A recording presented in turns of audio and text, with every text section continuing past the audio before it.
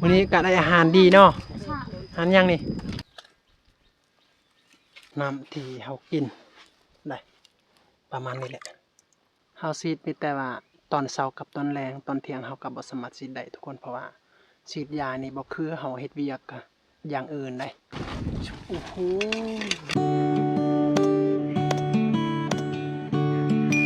กับทักทายสบายดีและสวัสดีพ่อแม่พี่น้อง FC เบิร์ดสุขคนยินดีต้อนรับพี่น้องที่เข้ามาติดตามรับชมและให้กำลังใจแก่เบาเติมนะกาสำหรับ EP นี้กาเบาเติมอยากอัปเดตบรรยากาศยามเที่ยงทุกคนกาเป็นบรรยากาศที่เราอยากเฮ็ดอาหารการกินนะเพราะว่าเดี๋ยวนี้เราก็จะมีอาหารการกินนะทุกคนเลยเราไปอยู่ไฮได้บ่ได้อยู่เฮือนและบ่ได้เลาะชนบทนะทุกคนแต่ขึ้นภูไปนอนไฮไปเฮ็ดเวียกนะทุกคนเพราะว่าเราก็เป็นอาชีพชาวไร่ชาวสวนนะทุกคนเลยเดี๋ยวนี้กะบรรยากาศแดดได้เวลากะประมาณ10 โมงนะทุกคนนี่ตอนเช้าบางอย่างเราก็จะเฮ็ดเวียกฉีดยานะทุกคนฉีดยาฆ่าหญ้าให้ตัวนี้แหละทุกคนแต่ว่าเราก็บ่ได้อัปเดตภาพบรรยากาศเนื่องจากว่าเขาตัวเขาสักแล้วกะประมาณ5 มื้อแล้วทุกคนบางจุดก็ออกแล้วนะแต่ว่าก็มีส่วนน้อยอยู่ก็เลยเฮาก็เฮ็ดด่วนนะทุกคนก็เลยบ่ได้อัปเดตภาพเพราะว่าเฮาก็ด่วนแน่แต่ว่าเดี๋ยวนี้เฮาก็พักเที่ยงนะพักเที่ยงเพราะว่าเฮาฉีดยาแต่เช้าก็ประมาณ9 โมงเฮาจะพักและเฮ็ดอาหารการกินก็เฮาก็มีเวลาเฮ็ดแน่ทุกคนก็เลยเฮาก็อยากอัปเดตภาพบรรยากาศเฮ็ดอาหารการกินทุกคนนี่ก็คือนี่ก็เฮานอนอยู่นี่แหละทุกคนเฮานอนแบบเปิดโตเลยนะนี่มาอย่าจุจิจัดเต้จูลังกะสูชาวบ้านกะนี่กะพี่น้องที่ให้อยู่เทิงฮั่นนะไม่เฮ็ดเวียกวันนี้กะได้อาหารดีเนาะอาหารยังนี่นกโอ้นกที่ยิงตอนเสาบางยานะจักโตเลยนกนี่ใส่โอ้โหนี่เป็นอาหารธรรมชาตินะทุกคนกับโมเมนต์ว่าเขาอันทำลายอันนกได้แต่ว่านี่ก็เป็นอาหารส่วนหนึ่งนะทุกคนนี่ก็นกกระโดกได้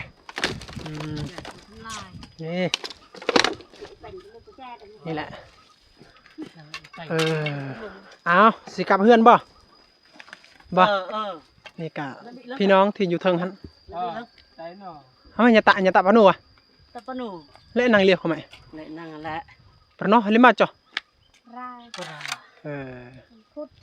มือวันพุธซักข้าวมืออื่นมือคือ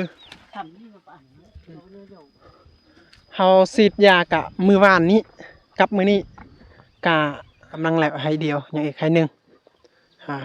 เฮือนซานบ้านซองของเฮากะอยู่พุ่นได้อยู่เทิงหันก็จะเป็น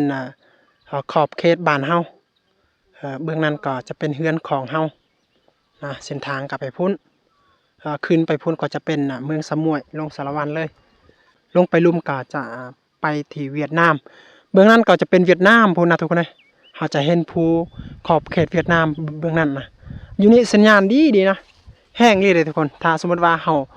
อัปเดตคลิปนี้ก็น่าจะได้เพราะว่าสัญญาณแต่พุ่นมันหับเอาอยู่นี่นะทุกคนซีดกันยังบ่แล้วน่าจะมืออื่นหรือว่าตอนเช้ามือฮือน่าจะแล้วแต่ว่ายันบ่ฮู้ว่าเฮาซีดทันหรือบ่นะเพราะว่าให้เข้าที่เฮาปะอยู่พื้นดินนี่กะ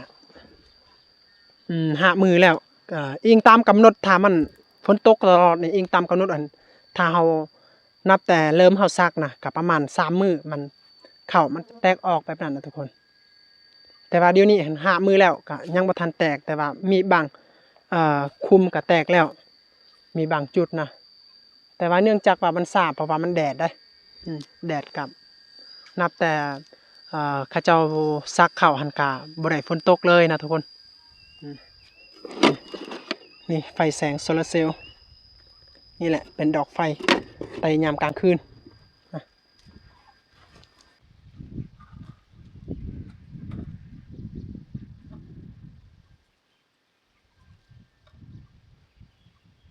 belakangnya ke tang. Nah, terus baca.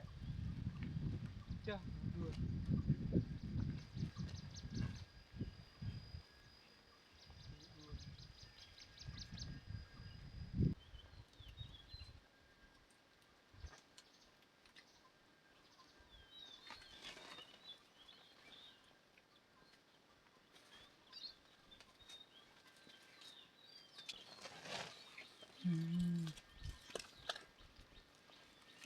Yang penting apa? Lom. Lom.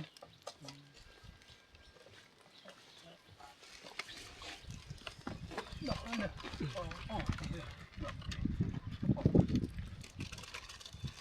Bé bé.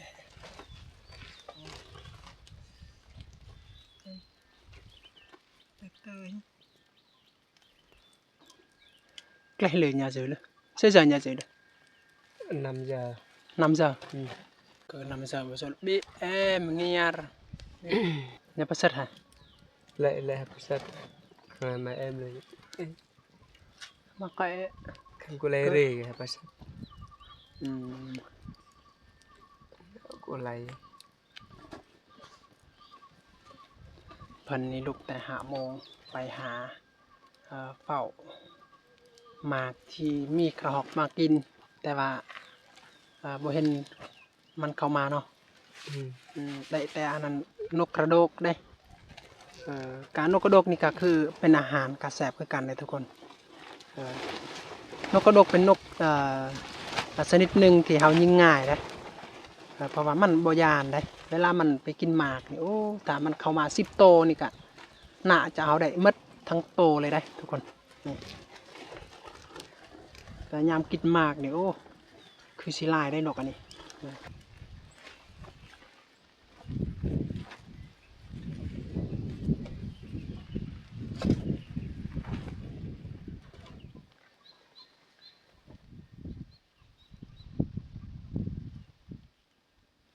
นี่แหละทุกคนน้ำที่เฮากินได้ประมาณนี้แหละนี่จักหุ่นจักอีหยังเต็มไปหมดกะจำเป็นเฮาอยู่ภูอยู่ไห้มันบ่มีน้ำที่พิเศษหรือว่าน้ำสะอาดเฮาก็ต้องกินแบบนี้แหละทุกคนเพื่อเอาตัวรอดได้ถ้าบ่กินนี่กะเฮาก็บ่มีชีวิตนะนี่แหละนะป้าเถอะ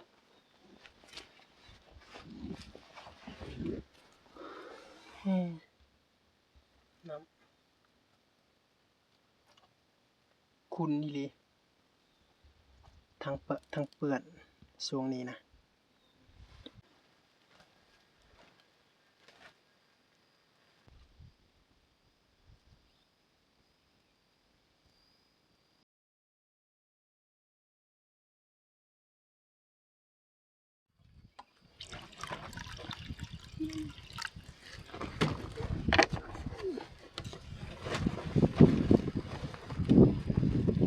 โอ้แทกเอาเนาะประมาณไหน นี่ แบบพอดีเลยเนาะ เป๊ะเลย แสดงว่าโมนี่กับสีมือเฮ็ดอาหารด้วยกันได้นี่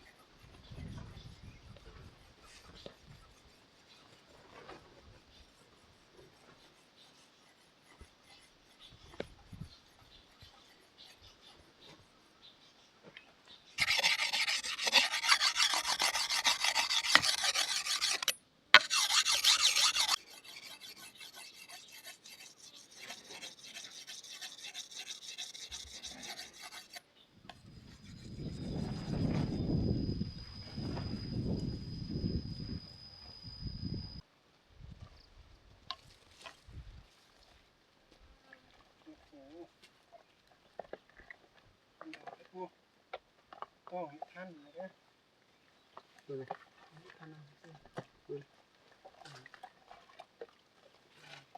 ยันว่าเขาฉีดยาบ่ทันแหละทุกคนเลยเพราะว่าบางคุ้มมันก็ออกแล้วก็ประมาณนี้แหละทุกคนถ้าเราฉีดยากะถึกอันนั้นน้ำยากับมันบ่เหลือจะตายได้ทุกคนเลยนี่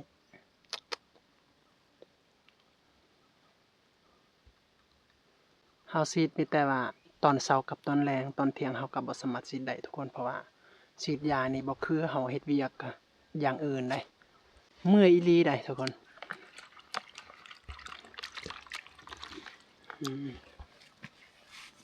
อ๋อ Hai. Ima tak ke tak karena Đây. Indah aja Ừ. oh Đây. คิดว่านั่น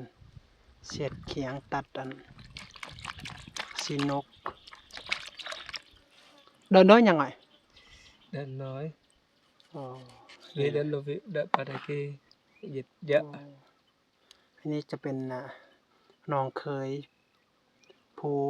เจ้าของไห้นี่แหละทุกคนเวลาเพิ่นมาเฮ็ดไห้เฮ็ดสวนไห้อันนี้แหละทุกคนก็น้ำตัวเพิ่นกินก็น้ำอันนี้เลยก็คือเพิ่นก็คือเบาเติมเบานี่แหละทุกคนนี่เฮาก็บ่แม่นว่าไห้ของเฮาแต่ว่าเฮาก็ไปสวยซื่อๆแต่ว่าเฮานอนคืนนี้ก็กินน้ำอันนี้แหละทุกคนมื้อนี้ก็เฮาก็กินน้ำอันนี้แหละทุกคนนี่น้ำกับเปื้อนแน่ทั้งอันน้ำตัวนี้เป็นน้ำที่เฮาเอาหั่นฉีดยาแน่เนาะ Ừ. ฉีดยาก็เอาตัวน้ำอันนี้ Đèn. กินก็เอาน้ำอันนี้ Ừ. โอ้โหทุกคนเลยทางกินทางฉีดยาแหละอันตรายมากๆเลยนะแต่ว่าจำเป็นชีวิตคนบนดอยกับประมาณนี้สู้ไปแบบนี้แหละทุกคนถ้าสมมติว่าเฮาอดเฮาก็เสียชีวิตเฮาบ่เฮากินก็เฮาก็ย่านแบบว่าอันตรายต่อร่างกายก็แม่นแต่ว่าถ้าเฮาอดก็คือเก่าเฮาก็ต้องจำเป็นต้องกินเพราะว่าน้ำมันบ่มีเด้เพราะว่าเพื่อนซานเฮาก็มันไกลเติบแต่นี่ไปลงหลุมหั่นเฮาก็บ่ได้อัปเดตเส้นทางตอนเฮาขึ้นในไรคืนนี้เฮาก็นอนตอนแรกเฮาก็นอนเนาะ Ừ. ยังอีกจักมื้อประมาณ Xong. ยังอีก2มื้อ Ừ. อาหารก็ประมาณนี้ตลอดเลยเนาะนี่นอนกับนายพรานก็บ่ธรรมดาเลยเพิ่นก็เป็นนายพรานแน่ก็บ่ธรรมดาอาหารก็เฮาก็ได้กินกับแบบนี้ตลอดนะเพราะว่าเฮานอนให้นอนภูนะมีแต่ว่ารอท่าเพิ่นเฮ็ดอาหารก่อนแล้วเฮาก็จะกินข้าวพักเที่ยงตอนแรงเฮาก็เริ่มเข้าเวียกคือเก่า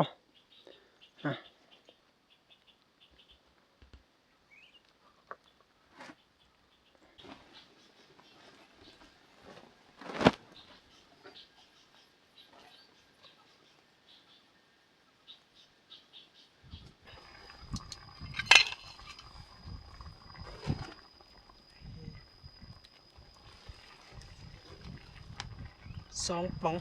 ปริมาณกินข้าวเจ้าคืนนี้ก็กินข้าวเจ้าตอนเช้าตอนแรกตอนเที่ยงก็กินข้าวเจ้า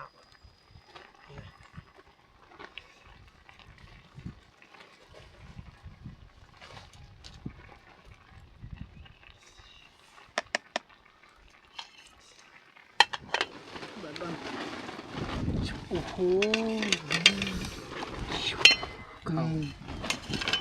ของโปรดอาหารของแท้เอาทุกคนกินข้าวน้ำกัน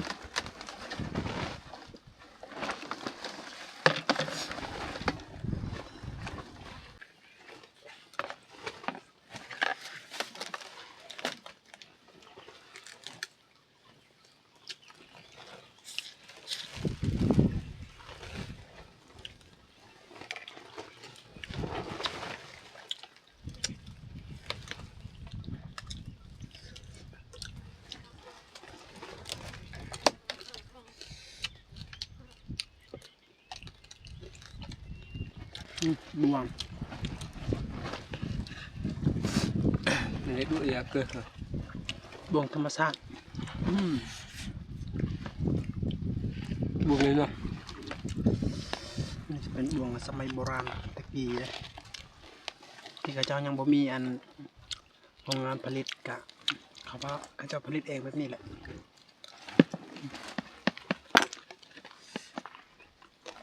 อือหือ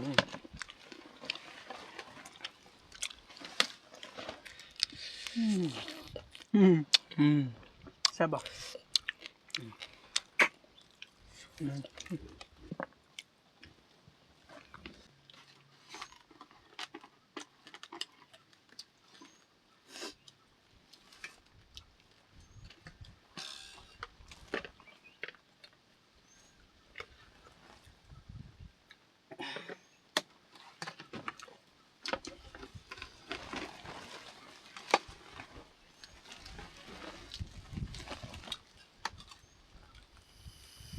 ทุกคน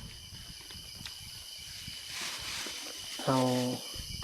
ได้กระหอก3 โตวนะอาหารนะตอนค่ำๆนะขับแรง ล่ำน้ำกินเลย Tama terdo deh, terdo itu mah. Warna terdo. Hmm. Oh, cái creeper kah terdo Mali. Nih, มันจะเป็นนกดำตมาอาจจะมันลำอะไรเด้อ Hmm. อาจจะกอมๆเด้ออาจจะกอม